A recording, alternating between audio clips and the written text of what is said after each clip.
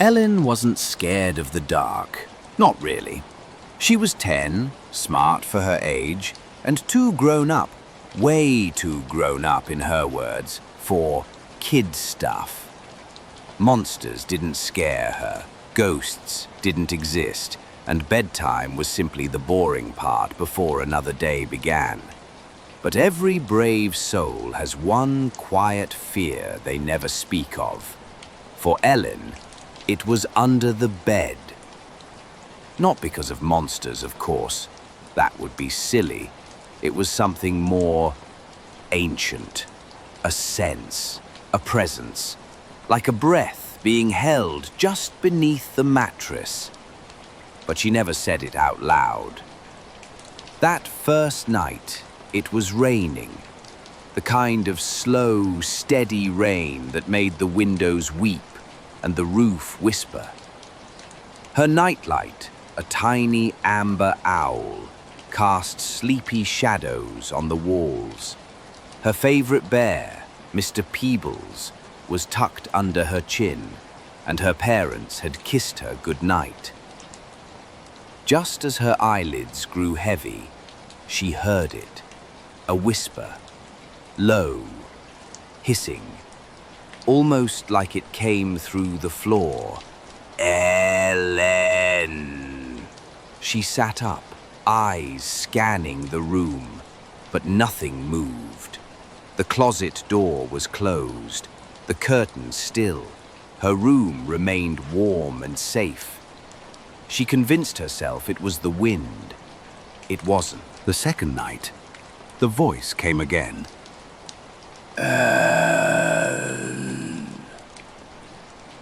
She sat up immediately this time, heart pounding. This wasn't the wind. It was too clear, too intentional. She slipped from bed and peered under, flashlight in hand. Nothing. Only dust, some socks, and the back of a book she had lost a year ago. Still, the voice had come from somewhere. She slept with the flashlight after that. It didn't help. By the fourth night, the whispers were no longer shy. They came shortly after midnight, always just when her eyes closed. Sometimes it said her name. Sometimes it said other things. Do you know what bones sound like when they bend? Don't worry, the others are quiet now. She said no, but I made her smile. Ellen began sleeping in short bursts, startled awake by the voice, the scratching, or the sound of breathing under the bed. She stopped eating. She stopped talking. Her parents, Sarah and Luca, thought it was school stress. Her mother blamed books, too many ghost stories. Her father unplugged the nightlight. "Face your fear," he said with a laugh. That night, the whisper was louder. So loud, it seemed to echo against the walls. Your bear can't help you. Terrified and desperate, Ellen set her phone to record and slid it under the bed one night. She didn't sleep. She just waited. The whisper came as expected, raspy, deliberate, closer than ever. But when she played the audio back the next morning, it was worse than she imagined. 2:12 a.m. A scraping sound, like claws on wood. Then a long, slow exhale, like something waking up. Then, she's soft, she's scared, she's mine. Then laughter, but not joyful laughter. No. This laugh was full of cracked ribs and broken teeth. After that, the voice grew bolder.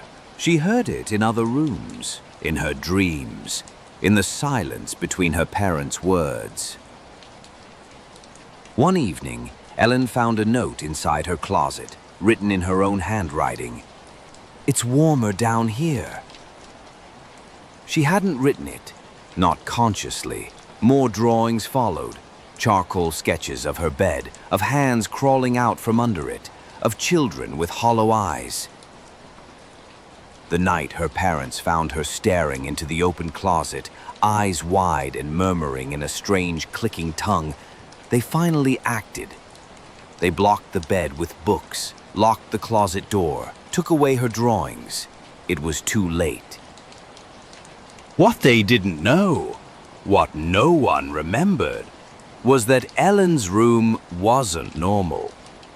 50 years ago, it had belonged to a boy named Marvin Elroy, who disappeared one night from his locked bedroom. Only his slippers remained, pointed toward the bed. His parents claimed to hear his voice for weeks. Decades later, a girl named Sarah moved in. She lasted 17 nights. All vanished. No signs of forced entry. No broken windows. No open doors. Only whispers, sometimes heard by neighbors late at night. Only drawings left behind. Only toys left on the floor, as though dropped mid-play. Ellen's final night came without warning. Her parents had taken shifts sleeping beside her, but she'd changed. She smiled now. She slept during the day. She sang lullabies that no one had taught her. At 3:09 a.m., Luca woke up to Ellen standing by the bed, staring at the floor. When he asked her what she was doing, she said, "Making room." For what? She looked up at him, her eyes not her own, and whispered, "For you." 7. Aftermath. By dawn, she was gone. No forced entry, no sound. Only Mr. Peebles remained, placed carefully on her pillow. Under the bed, Luca found the phone, still recording. The last 30 seconds of audio were wrong. First came the scratching, then Ellen's voice. "I'm ready." Then silence. Then something else. A voice, too deep, too ancient. It said, "One more. Soon, they'll all be mine again." Then chewing, wet, crunchy chewing. 8. Epilogue. 3 weeks later, the house was sold. A new family moved in. A boy named Jonah, age 9. His parents loved the neighborhood. Jonah loved the big closet. He found a stuffed bear on the first night and kept it.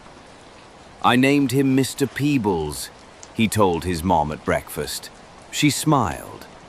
That night, as Jonah lay in bed, he heard it, a soft whisper, "Jonah." The end? Check under your bed. Don't listen too hard. And whatever you do, don't whisper back.